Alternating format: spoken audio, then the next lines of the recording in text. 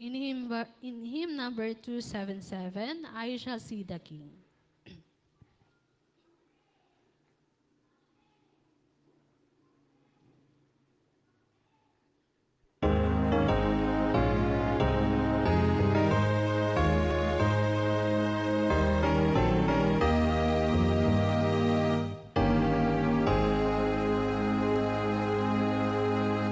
I shall see the King, where the angels sing. I shall see the King someday. The better land of the gold is found, and with him shall ever stay. In his glory I shall see the King, and forever endless presence see. 'Twas on Calvary Jesus died for me. I shall see the King someday. The land of song and the glories where there never comes a night.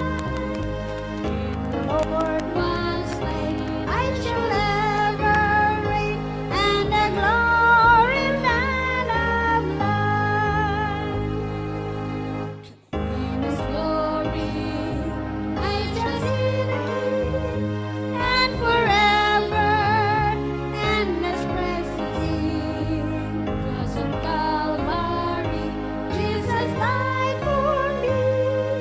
I shall see the King someday.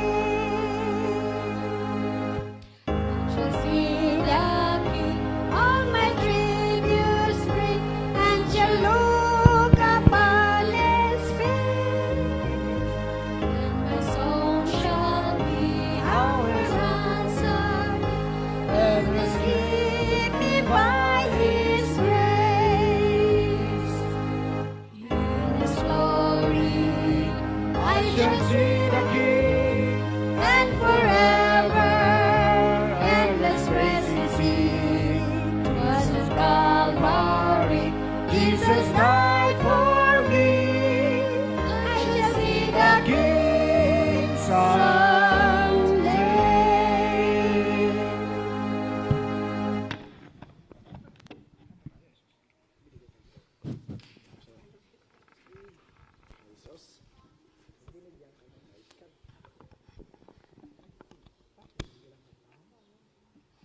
Magandang umaga po muli, mga kapatid at happy Sabat. Tayo po ay patuloy sa pagpuri sa Panginoon. Tayo po ay darako na sa ating ikalawang serbisyo. Tayo po ay may mga munting paalala sa bawat isa. Sa mga nais pong gumamit ng palikuran or ng CR, meron po tayong 3 palikuran.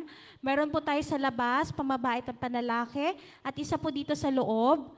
At inihikayat ko po na sana ang gagamit lamang po ng palikuran dito sa loob ay ang ating mga nakakatandang kapatid.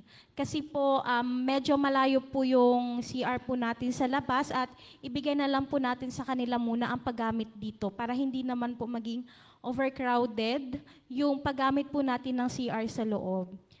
At pangalawa po, ang ating pong iglesia ay nakaharap sa highway. Hindi naman po siya national highway, pero ang lugar pa rin ito ay mabilis ang pagpapatakbo po ng mga sasakyan. Kaya ingatan po natin ang ating mga anak ay nasa paningin po natin kasi po baka bigla po silang dumiretso at lumabas po doon at hindi naman po natin na gugustuhin na masagasaan po sila ng mga sasakyan dyan. Ganon din po ay tabi po natin sila sa ating mga tabi dahil ito po ay pagsamba sa ating Panginoon at hinikayat po natin na sila rin po ay turuan natin kung paano makinig sa loob ng iglesia. At ayun po mga kapatid, ang ating mga paalala, ang ating mga telepono. kung hindi naman po tayo nag-aantay ng isang importanteng tawag or balita, inayayahan ko po na kung maaari po ay i-silent mode na lang rin po natin or i-shut down nang sa ganun po ang ating buong pagsamba or ating buong atensyon ay naka-diretso lang po or naka-focus lang po sa pakikinig ng salita ng Panginoon. Akin na pong babanggitin ang mga gaganap at mga gumanap sa ating pagsamba ngayong araw ng Sabado sa ating Divine Worship. Pinangunahan tayo sa pag-aawitan na ating chorister, Sister Queenie Ranes. And then, ating nasa monitoring screen and sounds ni si Sir Romy Sidugin. Ang maglilingkod po sa pag-collect ng ating mga tithes and offering ay si Sister Jomra. And then, sa pagpasok po ng ating mga gaganap sa paglingkod, ay awitin po natin ng The Lord is in His Holy Temple. At magkakaroon tayo ng invocation, pagkakalupay ito ng ating speaker, offertory reading ni Brother Alvin Mascardo, and then doon na po ang pagkokolekta ng ating mga tithes and offering. Ang ating offertory music ay Showers of Blessing, and doxology po ay Bless Thou the Gift. Offertory prayer po ulit ni Brother Alvin Mascardo. Pagkatapos po noon, tayo po ay mananatiling nakatayo at awitin po natin ang ating hymn of adoration, ang All Hail the Power of Jesus' Name. And then, scripture reading and pastoral prayer po ni Ma'am Mercy Sidugin. Pagkatapos po noon, ay prayer song po natin ay Where Jesus Pleads at ang doxology po natin doon ay Hear Our Prayer, O Lord. And then, message and song po ng ating mga kalalakihan na pangungunahan po ni Brother Alvin.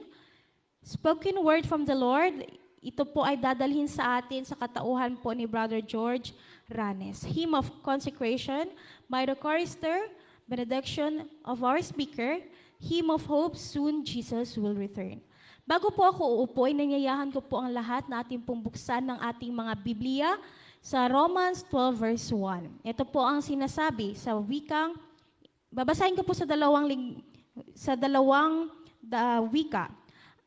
Sa wika Ingles, verse 1, I beseech you therefore, brethren, by the mercies of the God, that ye present your bodies a living sacrifice, holy, acceptable unto God, which is your reasonable service. Sa wikang Tagalog po, kaya nga mga kapatid, ipinamamanhit ko sa inyo, alang-alang sa mga kahabagan ng Diyos na inyong iharap ang inyong mga katawan na isang haing buhay, banal na kaaya-aya sa Diyos na siya ninyong katampatang pagsamba. Atin pong ihanda ang ating mga sarili sa ating pagkapatuloy sa pagsamba. Muli po, happy Sabbath sa ating lahat.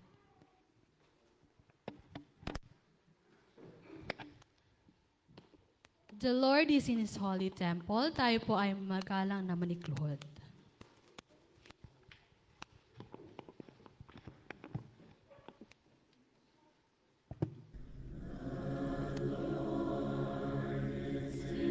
His holy temple, the Lord is His holy temple.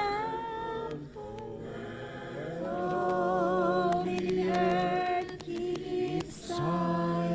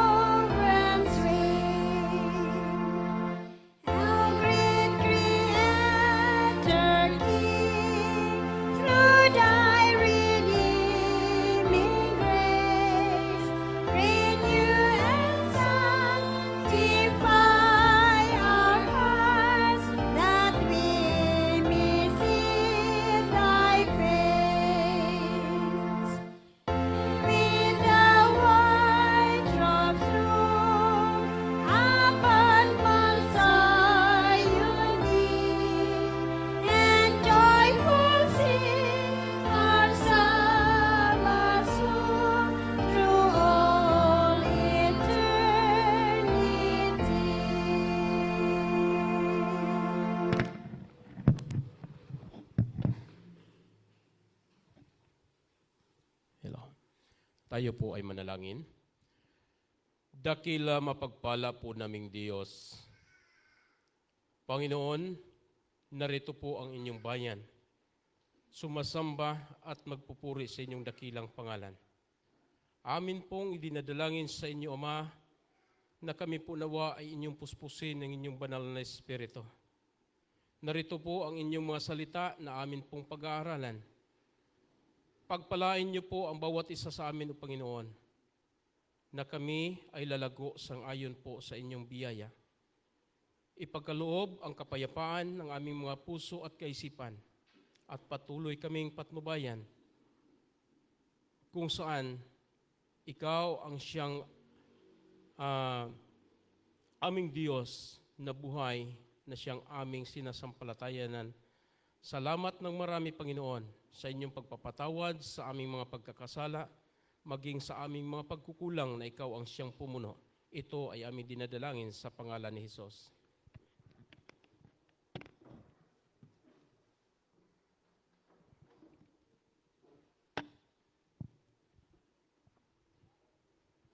Bago po tayo paglingkuran ng ating diakonesa, nais ko pong basahin sa inyo ang isang verse na matatagpuan sa Malakyas or Malakay 3 verse 10.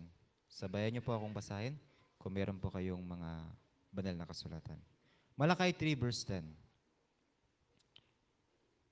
Verse 10, dalhin ninyo ang buong ikasampung bahagi sa kamalig upang magkaroon ng pagkain sa aking bahay.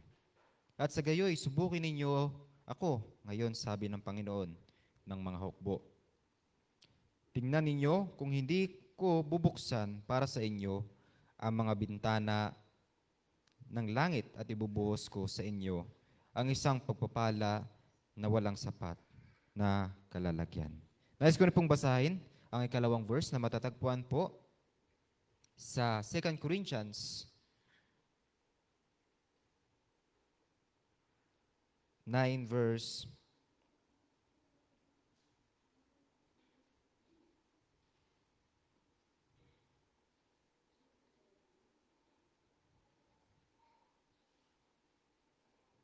9 verse 10. 2 Corinthians 9 verse 10. Siyang nagbibigay ng binhi sa maghasik at sa tinapay bilang pagkain ay siyang magbibigay at magpaparami ng inyong binhi upang iasik at pagpaparami ng mga bunga ng inyong pagiging matuwid. Tayo po ay paglilingkuran ng ating diakonesa.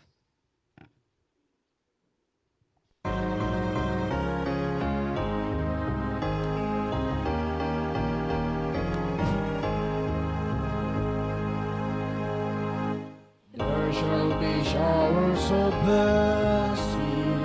This is the promise of love. There shall be seasons refreshing, sent from the Savior above. Showers of blessing, showers of blessing we need. Mercy of us are falling, but for the showers we pray. There shall be showers of blessing, precious reviving again, over the hills and the valleys, sun of abundance of rain. Showers of blessing we need. Mercy that showers are falling, but for the showers we pray.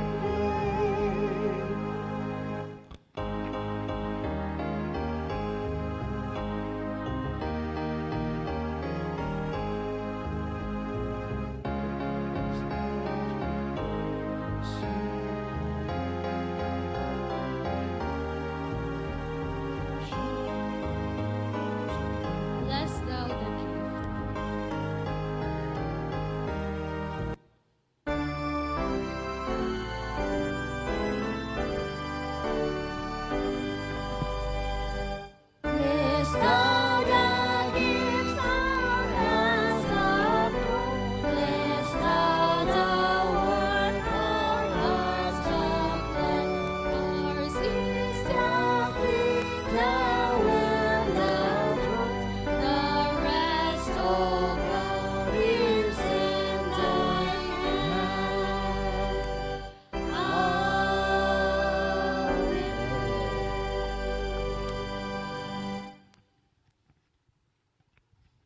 Tayo po ay manalangin.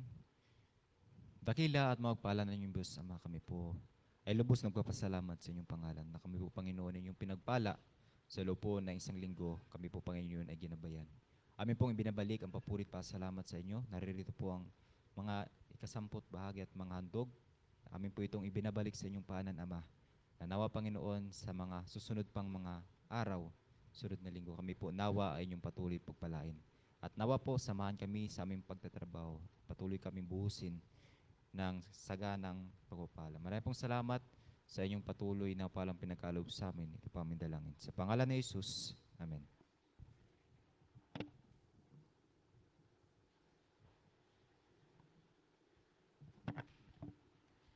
For a hymn of adoration, let's sing All Hail the Power of Jesus' Name in hymn number 127.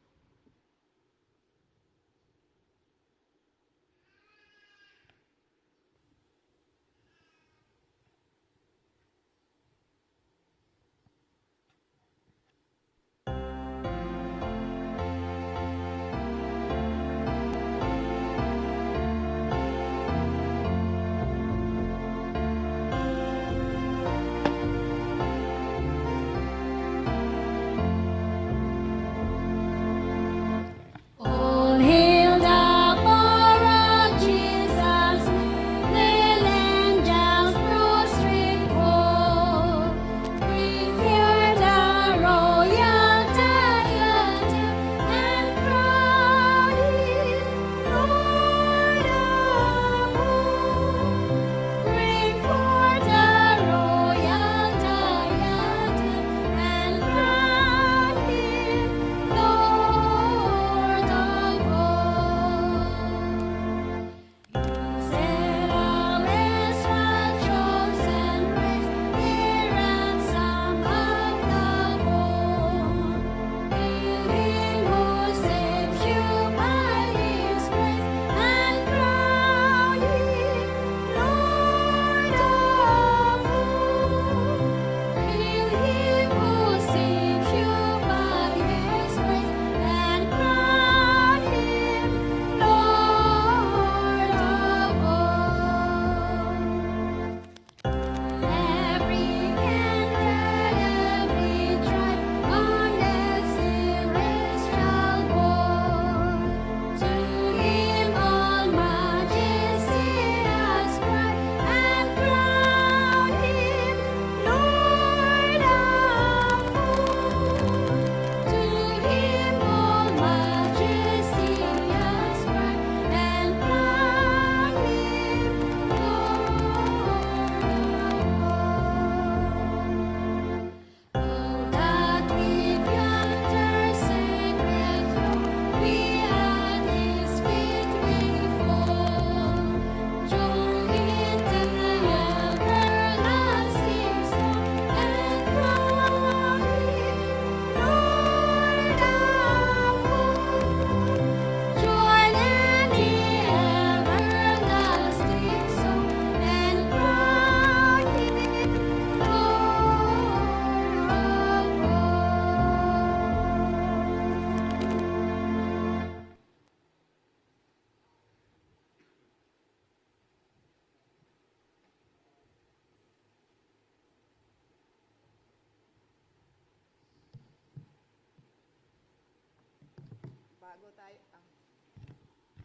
Bago tayong manalangin, ako po yung magbabasa ng sa Roma 15 verse 13. At babasahin ko rin po sa English version. Ito po sa Roma 15 verse 13. Puspusin nawa kayo ng Diyos na siyang bukal ng pag-asa, at nawa ay pagkalooban niya kayo ng kagalakan at kapayapaan sa pamamagitan ng inyong pananampalataya upang mag-umapaw ang inyong pag-asa sa pamagitan ng kapangyarihan ng Espiritu Santo. In English, it says, Now the God of hope fill you with all joy and peace in believing, that ye may abound in hope through the power of the Holy Ghost. Inanyahan Inaanyahan ko po ang lahat na lumuhod para tayo ay mapanalangin habang ako po ay manatiling nakatayo.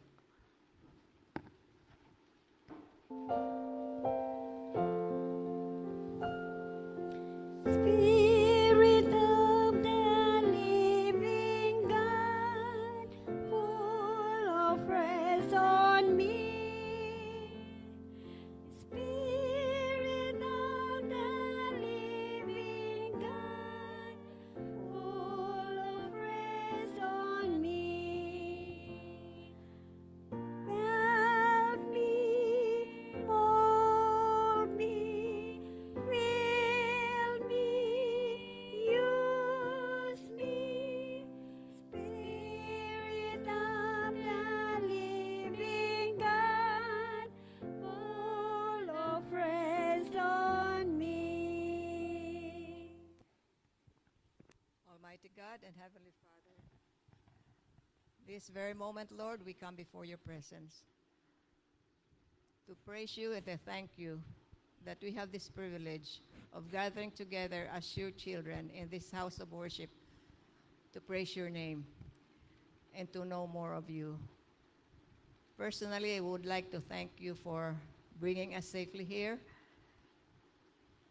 and to be with our loved ones in our family, church family once again. Thank you, dear Lord, for protection and for healing and for guidance that we're able to reach here safely. In this very moment, I would like to ask that your presence be with us as we worship and as we sing praises to you. And I would like to present to you our speaker this morning, Brother George. Lord, may you give him the bread of life coming from heaven that will encourage us and to strengthen our faith in you, so that we'll come out of this house of worship spiritually revived, and that will be able to help in the finishing of your work. And I would like to ask that your presence be with our waiting congregation and those who are having problem with health. May you be with them, Lord, and if it's your will that you will fill them with joy and with thanksgiving and with health, so that they will be able to praise you and to worship with you this Sabbath day. I pray for those who are still coming on their way. May you protect them, and may you also be with all our loved ones who are not here, our children, our brothers and sisters who are away from us. May you be with them also, Lord, especially those who are not feeling well. May you comfort them and heal them if it is your will. May your presence be with us today. May you forgive us of everything that we have done against you. And may we have that privilege of meeting again together, or that grand reunion in heaven where we can live with you forevermore. May you forgive us now of all the sins that we have committed. For all these favors, I pray in Jesus' name. Amen. Hear our prayer, O Lord. Hear our prayer, O Lord.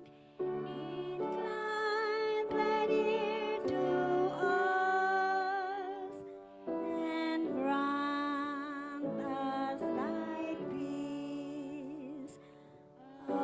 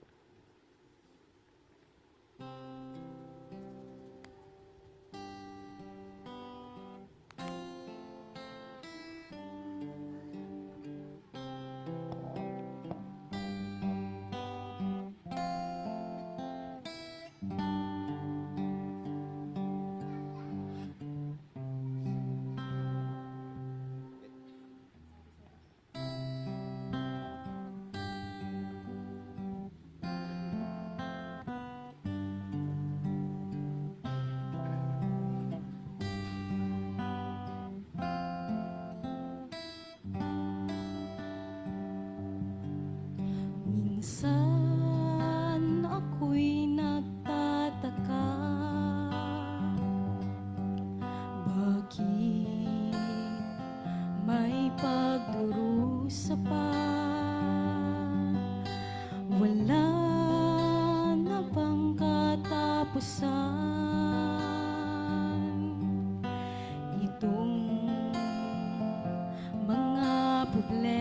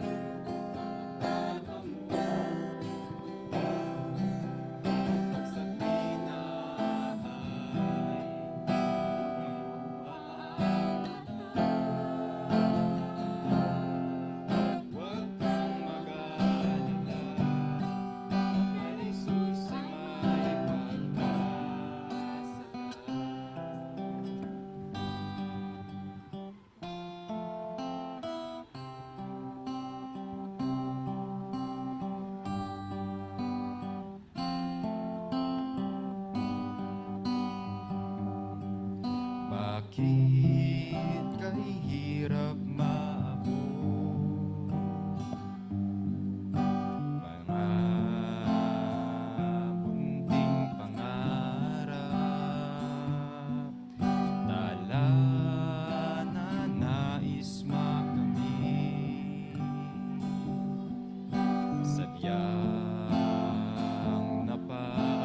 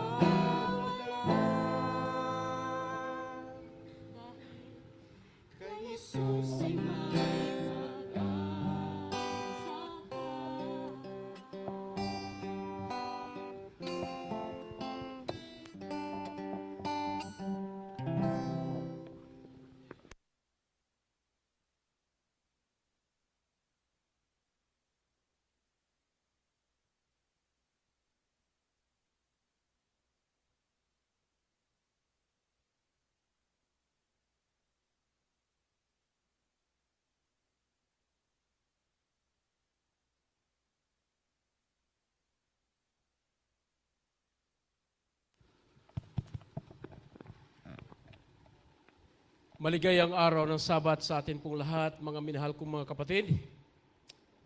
Happy Sabbath! Isang pagkakataon mga kapatid na ang bayan ng Diyos ay nagkakaisa. Ito po ay dahil sa kabutihan ng Panginoon. Nagkakaisa, nagkakasama para sa isang layunin. Anong purpose dito mga kapatid? Para sumamba sa Panginoon. Para purihin ang Diyos bilang may lalang, bilang manlalalang, bilang Diyos na siyang nagbigay ng pag-asa. Ang mensahe sa awit po ng mga kapatid ay tunay na napakabuti ng Diyos. Isang nagpapaalala sa atin na may Diyos na nagbibigay ng pag-asa sa kabila ng wala ng pag-asa. Di po ba? Panahon na may bagyo na dumarating o anumang mga sakuna, ang tao ay nawalan na ng pag-asa. Hindi alam kung ano ang gagawin, ngunit dahil mayroong Diyos, mga minahal kong mga kapatid, tapos ng bagyo, anong kasunod na mangyayari? Okay mga kapatid, kapayapaan, di ba? Sisikat ang araw. So in reality mga kapatid, gayon din po talaga ang nangyayari. Pagkatapos ng bagyo, pagkatapos ng ulan, sisikat ang gintong araw na nagbibigay sa atin ng pag-asa.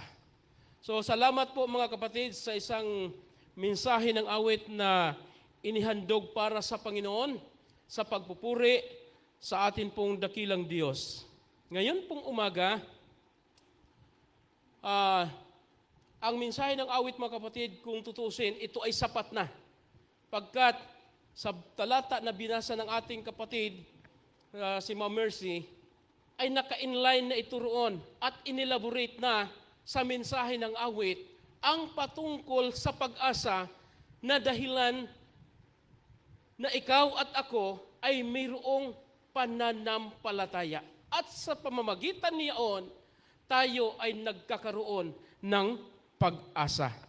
Ngunit, bago tayo pumapalaot roon mga kapatid sa atin pong pag-aaral, sa tanghaling ito, inanyayahan ko po kayo na tayo po na ay manalangin, sumangguni sa atin pong Diyos upang tayo ay bigyan ng karunungan at patuloy na atin pong maunawaan ang kanyang mga salita. Tayo po ay manalangin.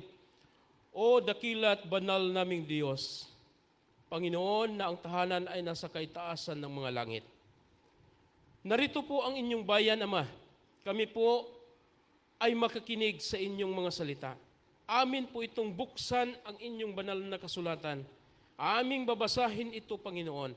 Amin pong hiling at dalangin na kami po nawa ay inyong basbasan at patnubayan o dakilang Diyos. Bigyan niyo po kami ng karunungan, kaalaman na ito ay aming maunawaan. At patuloy nawa, o Panginoon, na kayo ang siyang mangusap sa aming mga puso. Limitado lamang, o Diyos, ang aming pag-iisip, limitado lamang ang aming mga pangunawa.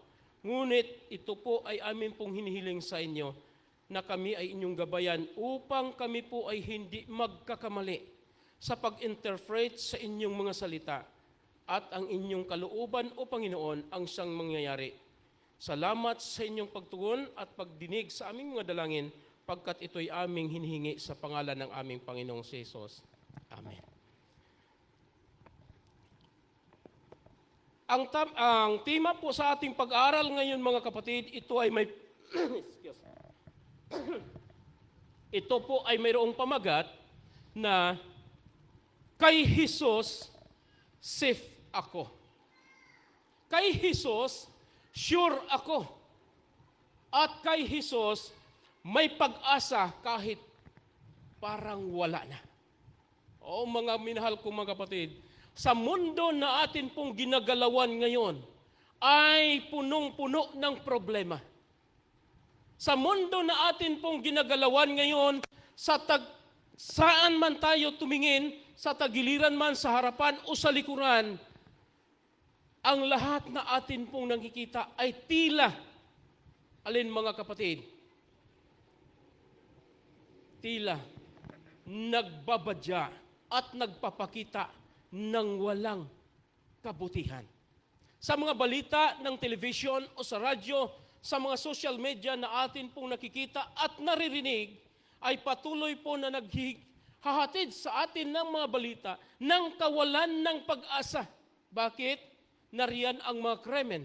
Nariyan ang mga balita na nagdulot o nagpapahayag ng mga pangyayari ng hindi mabuti.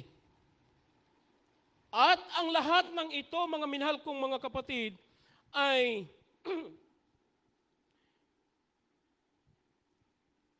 sa mga kapahayagan, naglathala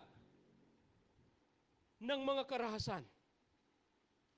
Kung kaya't sa mundong ito mga kapatid na atin pong ginagalawan ngayon, ay punong-puno. Punong-puno ng kasalanan.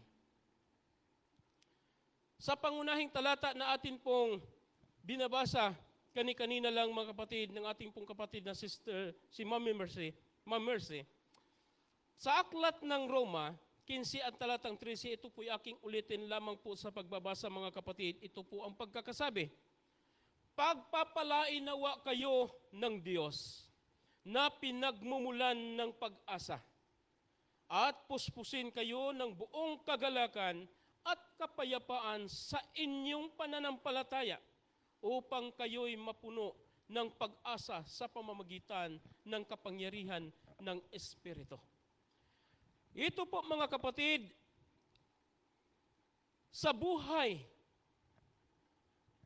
sa kasulukuyan na atin pong kinakaharap, may mga sandali sa ating buhay na tila nawalan na rin tayo ng mga pag-asa dahilan sa mga karanasan na atin pong mga nararanasan. Mabigat mang mga suliranin, mga pamilya. Ngayon mga kapatid, maraming mga pamilyang naapektuhan sa parte ng Mindanao kamakailan lamang nung sumapit ang malakas na ulan at nagkaroon ng pagka-landslide. Sa iba't ibang dako o mga lugar, ito po ay atin na ngayong masaksihan at makikita ang mga nangyayari. At maraming mga pamilya, mga bata, mga maliliit ay sumisigaw ng kahirapan. Nawalan ng mga tahanan na siyang kanilang inaasahan na mapagkublihan mula sa araw at maging sa ulan. Nawalan ng mga source ng pangangailangan. Bakit po mga kapatid? Ang kanilang mga kabuhayan ay nauubos at ito po ay nawawala dahilan sa mga trahedya at ng mga kalamidad.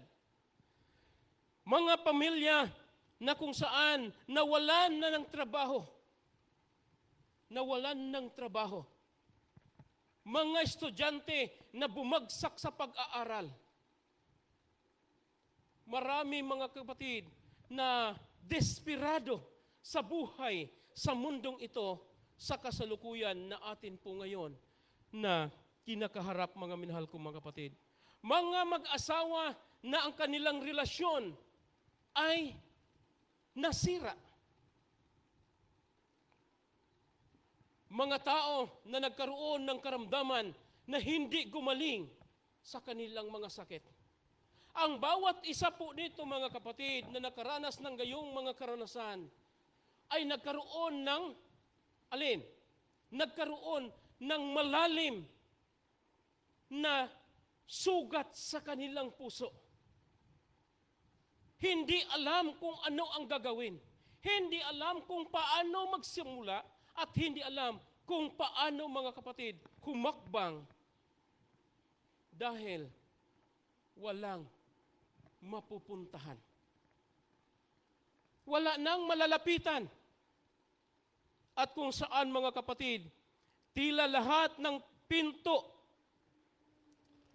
ng langit ay tahimik.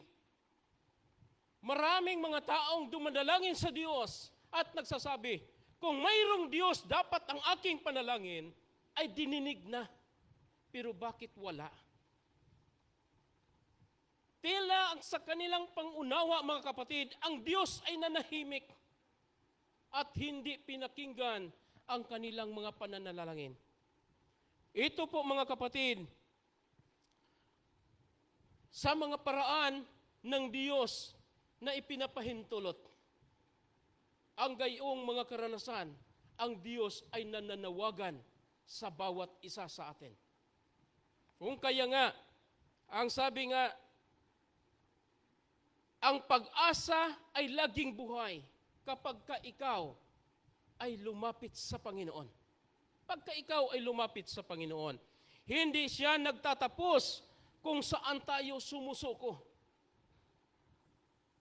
Tulad nga ng ating nabanggit, mga kapatid, sa panahon na tayo nakakaranas ng mga mabigat, ng mga suliranin sa buhay, mga problema, mga pagsubok na hindi natin alam kung papaano pa natin ito malulutasan o masolusyonan. Mga minahal kong mga kapatid, tila tayo ay susuko na. O, susuko na. Bakit? Hindi na alam kung ano ang gagawin na siyang naging dahilan ng karamihan sa mga tao sa atin po ngayong kapaligiran na alin ang kanilang ginagawa. Kinitil ang kanilang mga buhay. Ang iba ay tumatalonser sa mga bangin, ay sa mga building, dahil hindi na alam kung ano ang kaniyang gagawin. Sa panahon ng isang mag-asawa ay nagkakahiwalay, ang isa sa kanila ay ang ginagawa ay umiinom na lang ng nakakalasong gamot. Pagkat kanyang iniisip na kung siya ay mamamatay na, tapos na ang problema. Ito po, mga kapatid, ang siyang ating nakikita sa atin ngayon na mga kapaligiran, sa mundong ibabaw na ating ginagalawan, saan mang dako na mga lugar, ito po ang nagiging isang pangyayari. Sa halip sa ating pinakamababang punto, doon tayo kinikilos ng kanyang biyaya. Ito po ang kabutihan ng Panginoon, mga minahal kong mga kapatid. Bakit? Na sa panahon na tayo nakararanas ng iba't ibang mga karanasan, mabigat man o mahirap na mga karanasan sa buhay, kapag hindi na natin kinakaya ito, may Diyos na sumaklolo sa atin. May Diyos na umabot ng kanyang kamay sa atin upang tayo'y maiahon sa gayong mga problema. May Diyos na siyang nagbibigay ng solusyon, kapanatagan sa ating mga puso, sa ating kalooban, kapayapaan sa ating mga kaisipan, sa kabila ng kawalan ng pag-asa. Purihin po ang Panginoon, mga kapatid. Bakit po? Tayo ay nabibilang sa isang pananampalataya na siyang Diyos ang siyang ugat nito. Pundasyon. Ang Diyos ang siyang ating pinaglilingkuran. Kay Jesus, may bagong simula. Ang kasaysayan ng buhay mo ay hindi pa natatapos. Hindi po natin masasabi, mga kapatid, na tayo'y nakapagtapos na sa anumang mga edukasyon ng o level ng atin pong naaabot. O anumang antas ngayong buhay na atin pong nararating, ay tapos na, mga kapatid, ang atin pong naging kasaysayan. Hindi pa. Ang sabi nga, ang Diyos ay may plano. Ang Diyos ay may panukala para sa iyo. At hindi pa ito natatapos hanggang ikaw ay nabubuhay. Hanggang ikaw ay may buhay. Ang Diyos ay mayroon pang mga magagandang isinusulat o isusulat para sa iyo. Mga minahal kong mga kapatid, may ilang mga talata, may mga ilang halimbawa sa banal na kasulatan na mga pangyayari, karanasan na siyang tila ba wala ng pag-asa. Atin pong babaybayin, mga kapatid, ang aklat ng Marcos 5, ang talata ay 25 hanggang 34. Ito po ay kwento Alam na po natin dito mga kapatid, ang kwento ng isang babae na nagdudurugo. Ito po ang kanyang karamdaman. Ang kanya pong karamdaman, mga minahal kong mga kapatid, ay hindi po ordinaryong karamdaman. Hindi po ordinaryong karamdaman, mga minahal kong mga kapatid. Bakit? Siya po ay nagkaroon ng karamdamang ito na taon ang binibilang ng kanyang pagtitiis. Napakahirap, Sister Yule. Ang karanasan ng isang babae na nagdudurugo, 12 taon ang kanyang paghihirap. Araw-araw, mga minahal kong mga kapatid, walang paltos. Ang tanong, sa ganung haba ng taon o panahon, hindi siya naubusan ng dugo? Parang tila imposible. Nasa gayong haba ng mga panahon, mga minahal kong mga kapatid, aywan ko lang siguro noon pa man, hindi ko lang alam mga kapatid, at hindi ko lang na-research kung sa mga panahong iyon, mayroon ng pagsasalin ng dugo. Sir John, hindi ko lang alam kung noon pa mayroon ng pagsasalin ng dugo ang isinasagawa. Kasi sa loob ng 12 taon, mga kapatid, na karanasan ng babae pong ito, siya ay dinudugo. Araw-araw, hirap na siya sa sakit na iyon. Marami ng mga doktor na kanyang pinupuntahan.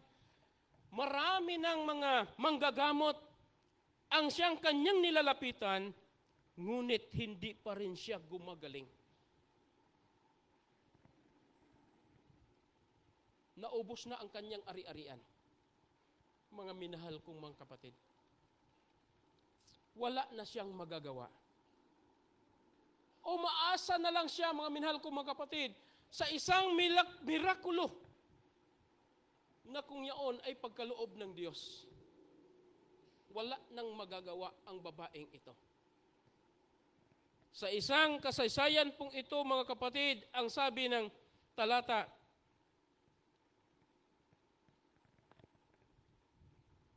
okay, 25. Sa halip, lalo pang lumala ang kanyang karamdaman. Pumunta na siya sa mga doktor, sa mga manggagamot, umaasa na siya ay gumaling, ginastos niya ang lahat-lahat ng kanyang mayroon siya, umaasa na siya ay gumaling. Subalit, baliktad ang pangyayari, mga minahal kong mga kapatid. Sa halip na siya'y gumaling, lalo pang lumala ang kanyang karamdaman. Masabi natin ngayon sa ating panahon ngayon, mga kapatid, ito ay cancerous, complicated. At ang ngayon po, mga kapatid, kapag ka nagkaroon ng isang taon na cancer na complicated, ito'y bilang na lang ang kanyang mga araw. Pero ang babaeng ito, umabot pa ng 12 years. 12 taon na tila ba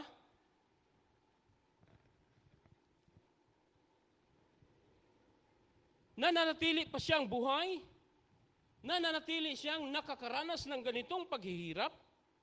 Kung sa iba siguro itong mga kapatid, nagpakamatay na.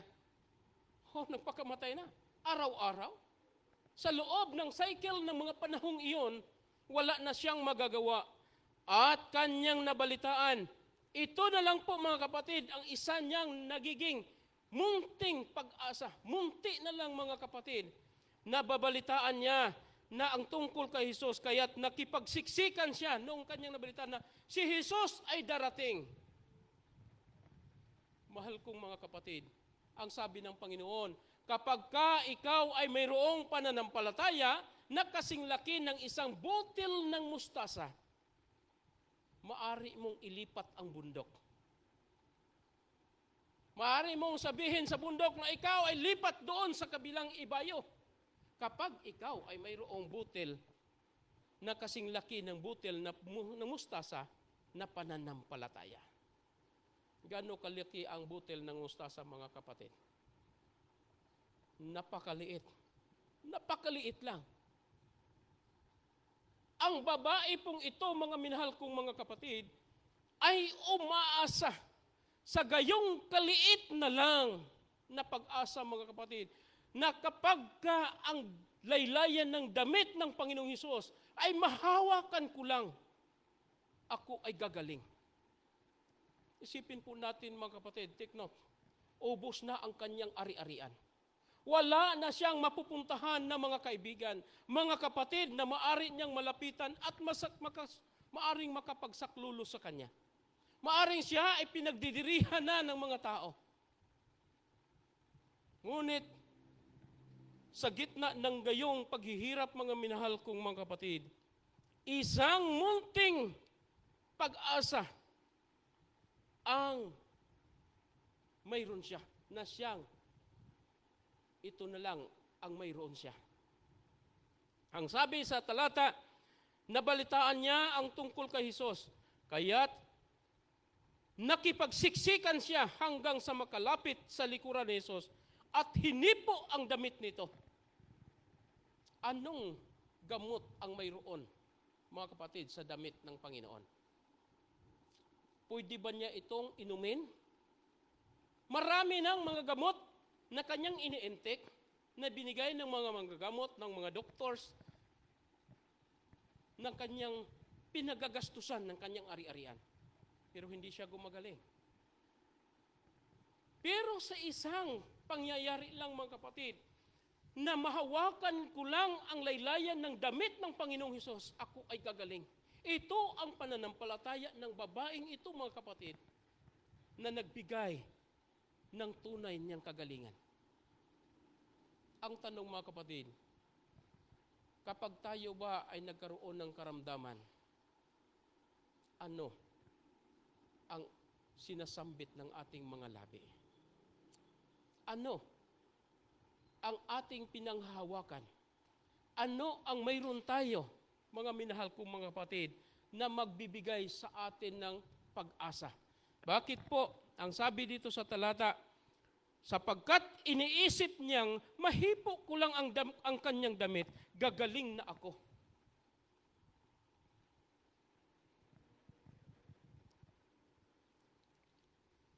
Nagdusa, gumastos ng lahat, at lumapit sa maraming mga gagamot, walang nakapagpapagaling. Tila wala ng pag-asa, ngunit sa isang abot lang sa laylayan ng damit ng atin pong Panginoong Hesus, ito ang siyang naging daan ng kanyang kagalingan. Ang karanasan ng babaeng ito po, mga kapatid, ang siyang nagbibigay sa atin ngayon ng inspirasyon. Sa kabila ng kawalan ng pag-asa sa mundong ito na atin pong ginagalawan, mayroong Diyos na atin pong malalapitan. Na tunay na siyang magbibigay sa atin ng kagalingan. Na tunay na nagbibigay sa atin ng kaligtasan mula sa pagkalugmok ng isang tao sa kasalanan. Na tunay na magpapatawad sa ating mga pagkakasala. Ang sabi niya, huwag mawalan ng pananampalataya sa gitna ng matinding pagsubok. Ipaalala sa sarili ang mga pangako ng Diyos sa tuwing mawawalan ka ng gana. Ito po, mga kapatid, ang maaari nating magagawa. In positive way, magpatuloy sa panalangin kahit tila walang sagot. Sa positibong pamamaraan, mga kapatid, ay atin pong magagawa ito nang tayo po ay magkaroon ng pag-asa. Tumingin sa mga dating pagkakataon na iniahon ka ng Diyos at itong siyang kanyang gagamiting muli ang sitwasyon para sa kabutihan mo. May sitwasyon ba, mga kapatid, na ikaw at ako man ay kumakaharap ngayon sa tila wala ng pag-asa? Alam po natin na tayo po ay iba't ibang mga karanasan ang atin pong nararanasan. Sitwasyon, mga problema, mga suliranin sa buhay, mga pagsubok, at ang lahat ng ito ay hindi po tayo exempted. Ngunit, paano po natin o paano tayo nagkaroon na, o paano natin ito nararamdaman, mga kapatid, na tayo may pag-asa kay Kristo kahit hindi pa natin nakita ang kasagutan. Medyo maaliwalas lang ang ating mukha, medyo masaya lang tayo sa ating pakiramdam kapag atin pong nakikita, mga kapatid, na nasagot na ang ating panalangin. Di ba ganon ang mga pangyayari? Gumaan ang ating pakiramdam kapag nasagot na ang ating pananalangin. Pero kung hindi pa, parang nakakapagod ng lumuhod. Parang susuko na, mga kapatid, kasi parang ganun man lang. Nanalangin ako ng nanalangin sa Panginoon pero walang sagot. Hindi dinidinig ang aking panalangin.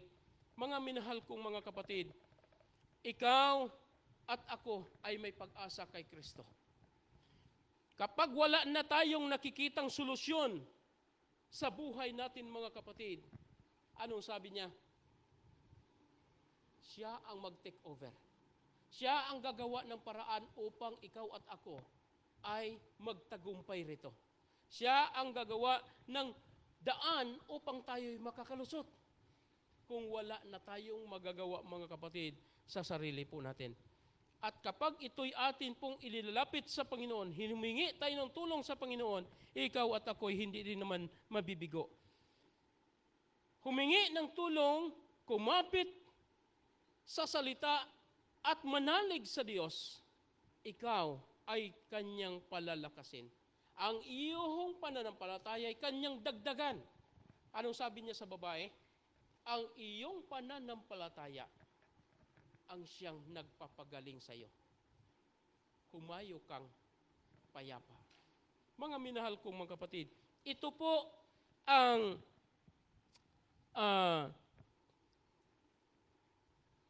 ibinigay ng diin sa atin ng Panginoon ngayon.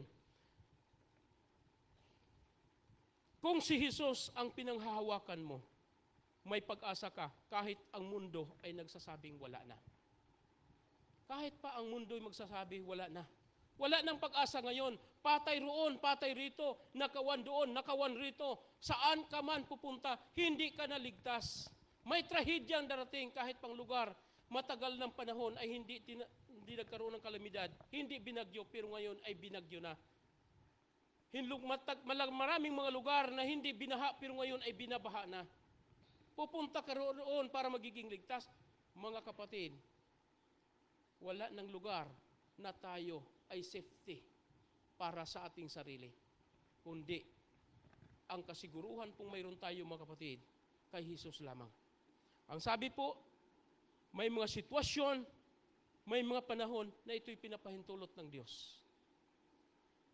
Hindi para ikaw ay ipapahamak. Kundi, mga kapatid, ipinahintulot ito ng Panginoon upang ikaw ay padadaanin sa hasuhasan ng apoy ng inyong pananampalataya. Ito ay magniningning. Ito ay magkikita tulad ng ginto. Ito po ang paglalarawan, mga kapatid, ng banal na kasulatan. Mga pagsubok na siyang magpipino sa ating napakagaspang, mga kapatid, na pagkatao. At iaakma tayo, mga kapatid, sa buhay ng atin pong Panginoong Jesus. Mangyayari po nawa na sa mga oras na ito, mga kapatid, madama natin ang kapayapaan, kapanatagan ng ating mga kalooban kay Kristo na siyang ating pag-asa sa kabila ng mundong ibabaw na puno ng kasamaan, puno ng kahirapan at madilim na mga problema ng kawalan ng pag-asa. Pero mayroong Diyos na siyang nagbibigay liwanag para sa atin upang tayo ay mabuhayan ng pag-asa. Ito po aking dalangin, mga minahal kong mga kapatid, nawa tayo ay pagpapalain ng atin pong Panginoong.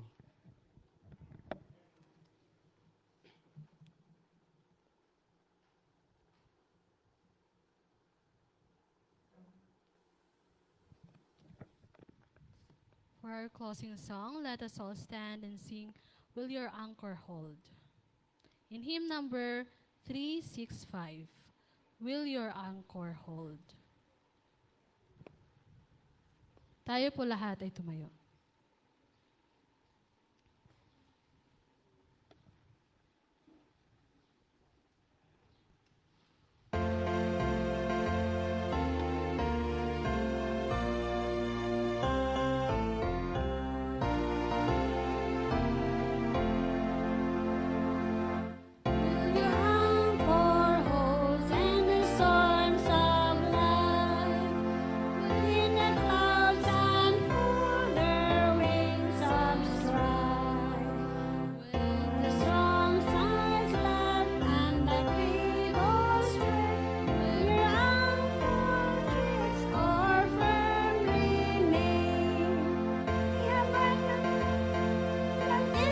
the soul, steadfast and sure, while the billows roll. Listen to the rock, which cannot move, rooted firm and deep in the Savior's love. Safely moored while the storm will stand, Lord is will secured by the Savior's hand. And the able fast, and out time to fear and divine. We have that gives the soul, steadfast and sure, while the billows roll. Fasten to the rock which cannot move, rooted firm and deep in the Savior's love. Firmly hold in the streets of fear, in the breakers still that the reef is near. But the tempest rave and the wild winds blow, now every wave shall our bark o'erflow.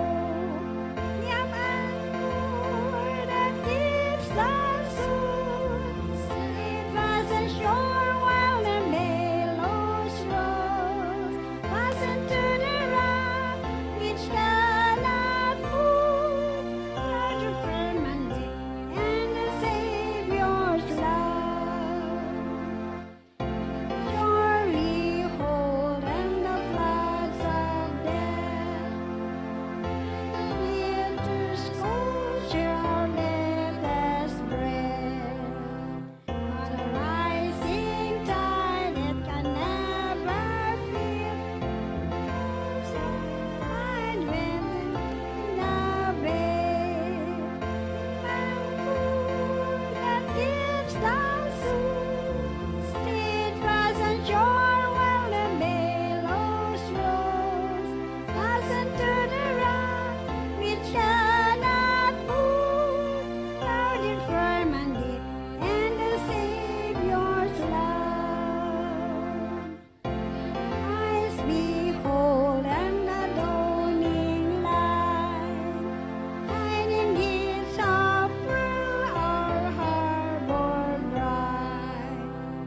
We shall anchor fast to the heavenly shore, storms of us forevermore. That gives the soul, steadfast and sure, while the billows roll. Fasten to the rock which cannot move, rooted firm and deep in the Savior's love.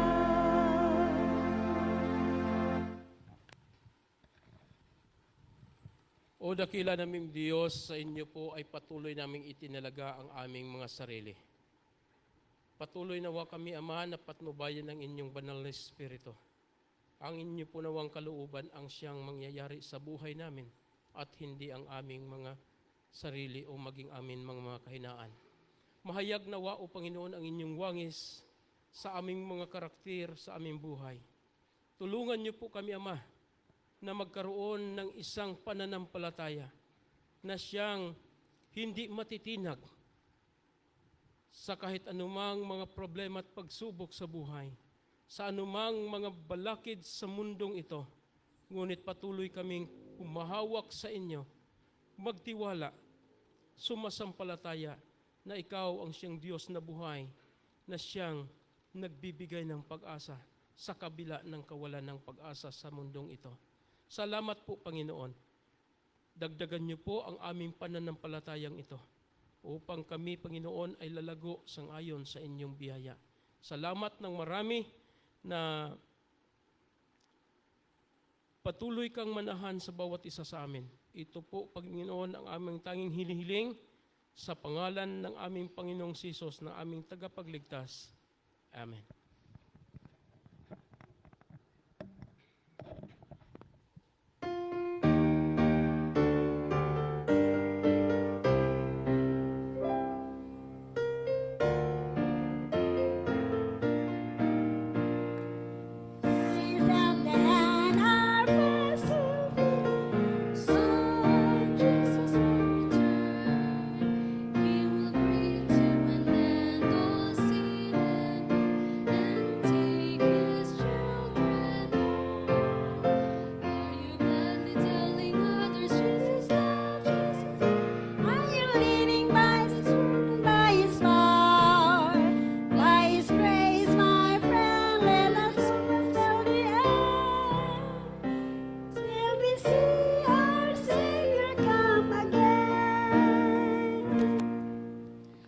muli po ay happy Sabbath po sa ating lahat mga Happy kapatid. Sabbath.